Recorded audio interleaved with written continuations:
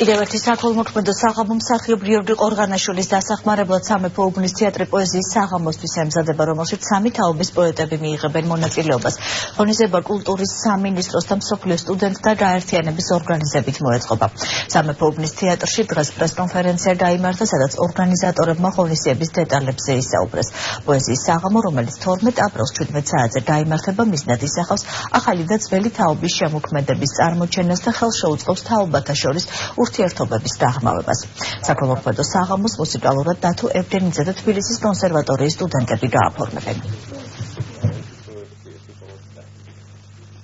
კულტურის სამინისტრო მცირე დროს ასრულებს ამ შემთხვევაში და ჩვენ ვთხოვეთ თეატრს, რომ დაუთმონ ამ არაჩვეულებრივ ახალგაზრდებს ერთი საღამო.